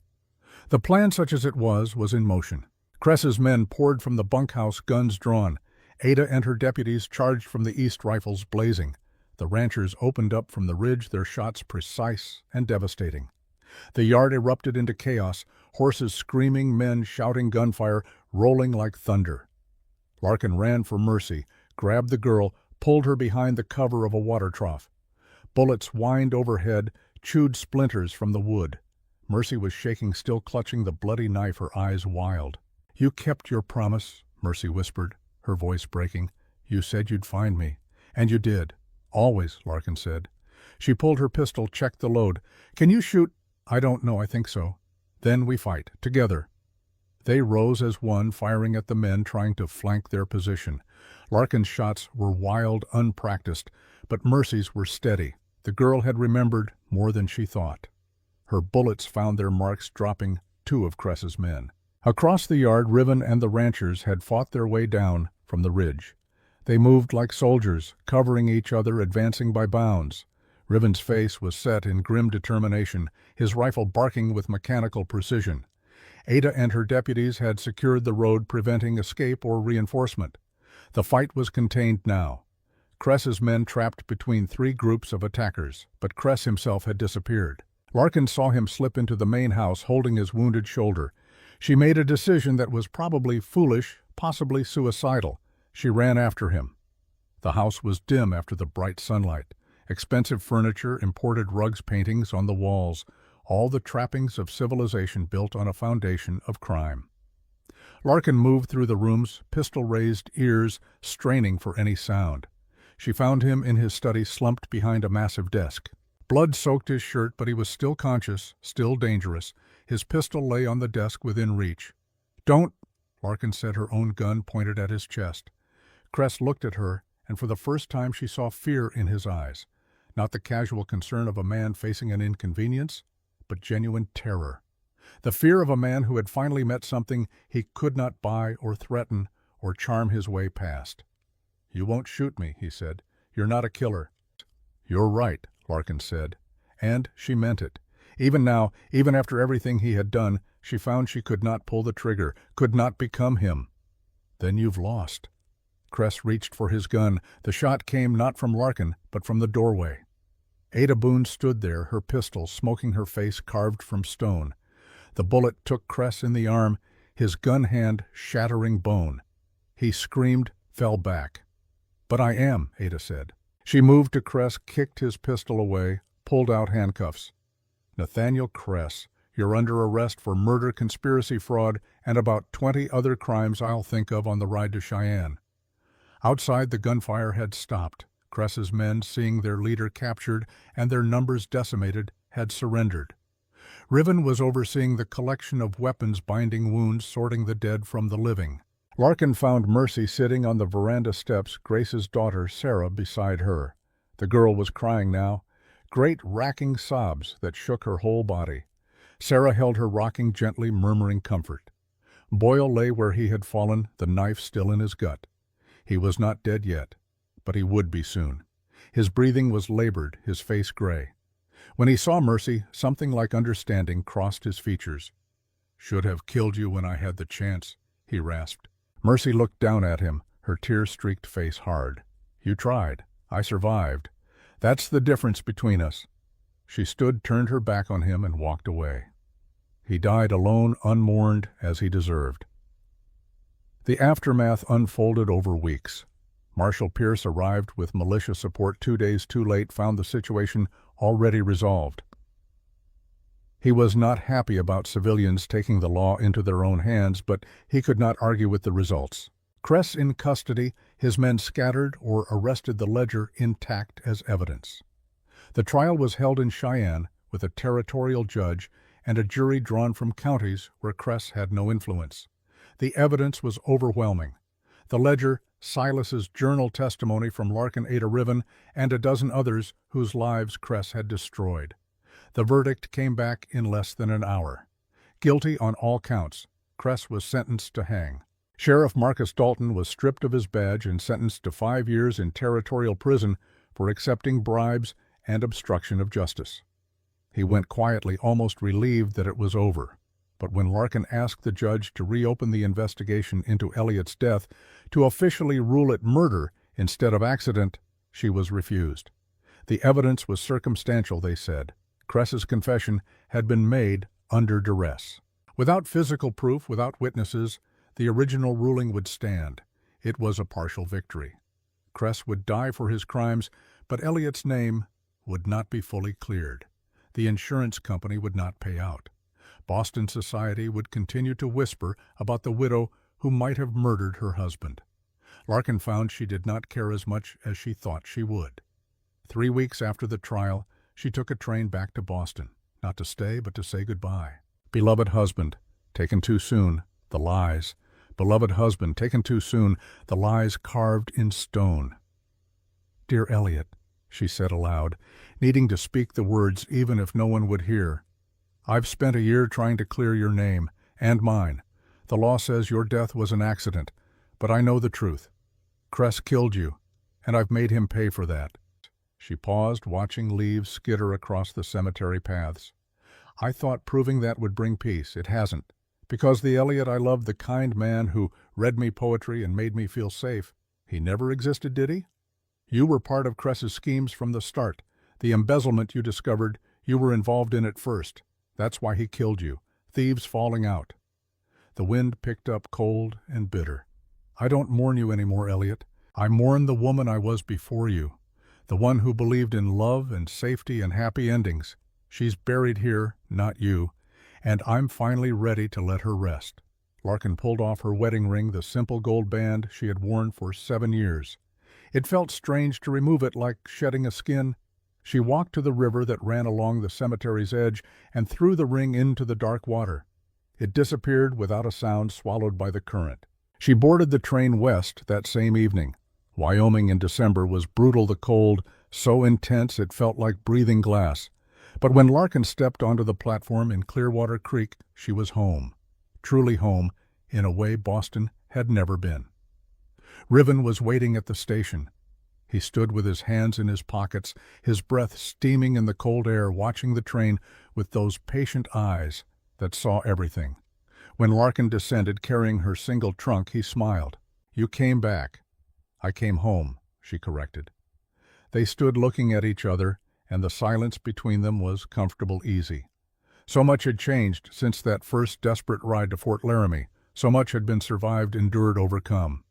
Silas left you the ranch, Riven said. Papers were all filed legal while you were gone. It's yours.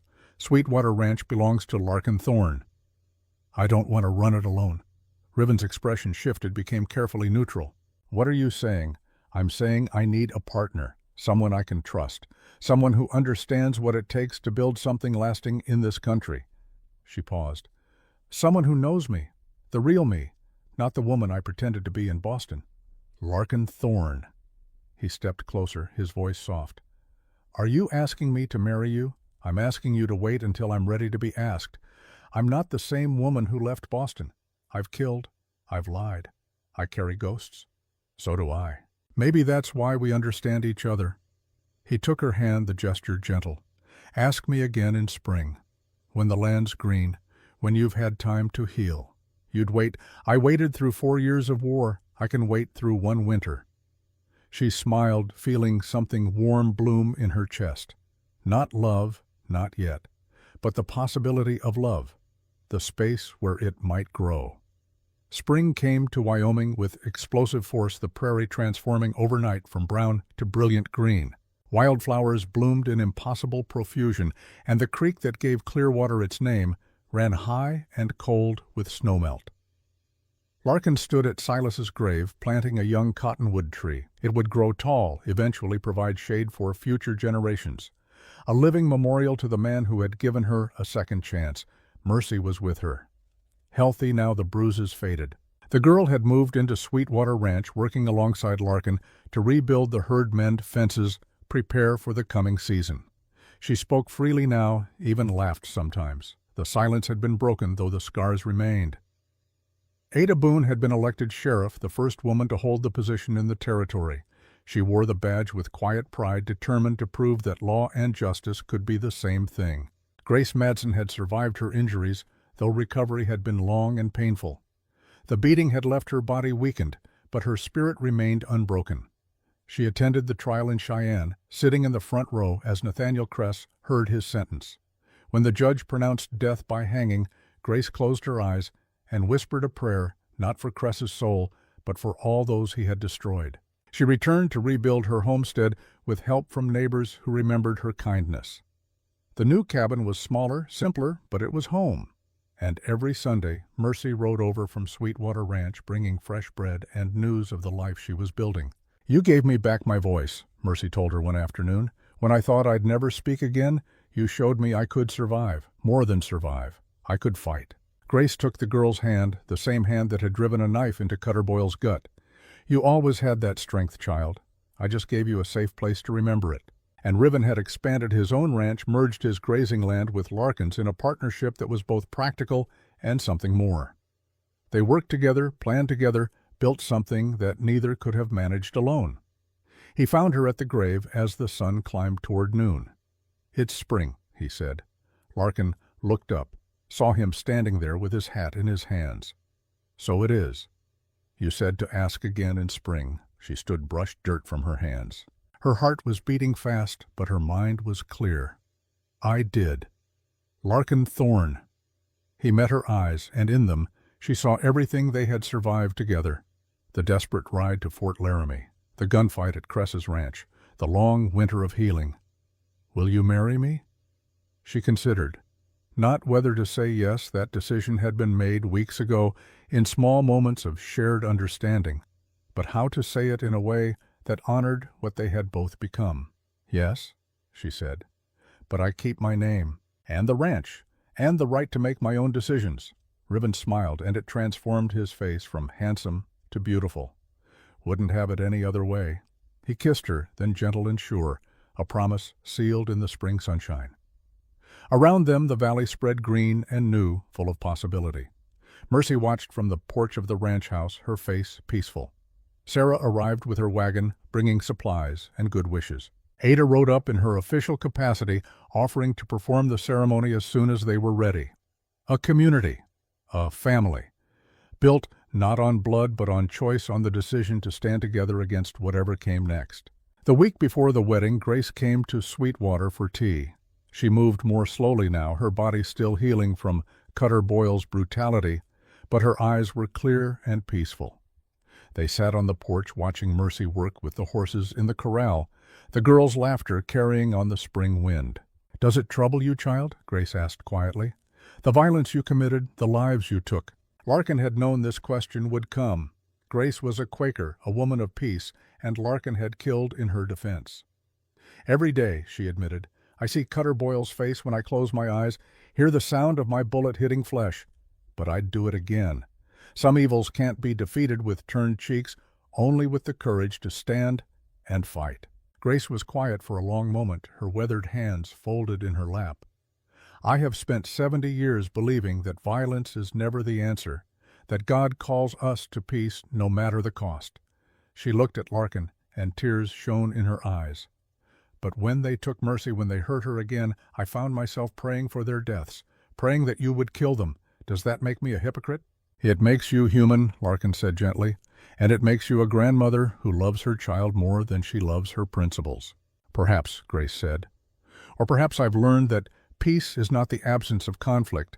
It's the choice to protect what's precious even when it costs us dearly, even when it costs us our certainty about who we are. Alongside you when the time comes, and I alongside you when the time comes, and I will tell God that some battles are worth fighting. Some people are worth defending, even if it means getting blood on our hands." It was absolution freely given from a woman who understood the weight of impossible choices. Larkin felt something tight in her chest finally release. "Thank you," she whispered. Grace smiled, squeezed her hand once, then released it. "Now then, tell me about this wedding. I assume you'll want something simple. None of that Boston finery. They talked of flowers and vows and the future two women who had survived violence and chosen in the end to build something beautiful from the ruins. That evening, as twilight painted the sky in shades of gold and purple, Larkin sat on the porch and looked out over land that was truly hers, earned not through marriage or inheritance, but through courage, through the willingness to fight for what mattered. "They say widows wear black to mourn," she said aloud, though only the wind was there to hear. "I wore it to fight, to survive, to become someone strong enough to build a life worth living." She had come west as a desperate woman, fleeing accusations she could not disprove. She had lost her uncle, her husband, nearly lost herself, but she had also found something she never knew she was looking for: purpose, belonging, home. The frontier had tested her in ways Boston never could, had broken her down and forced her to rebuild herself from the ground up. And in that rebuilding she had discovered a strength she never knew she possessed. Ribbon emerged from the house carrying 2 cups of coffee. He sat beside her, handed her one, and together they watched the stars emerge in the darkening sky. "What are you thinking?" he asked. "That I'm exactly where I'm supposed to be." He took her hand, and they sat in comfortable silence as the night deepened around them. Behind them, Mercy was cooking dinner, humming a tune that spoke of healing. In town, Ada was making her rounds, keeping the peace they had all fought so hard to establish. And somewhere in Cheyenne, in a prison cell, Nathaniel Kress waited for the rope that would end his reign of terror. Justice had been served. Not perfectly, not completely, but enough to let the living move forward.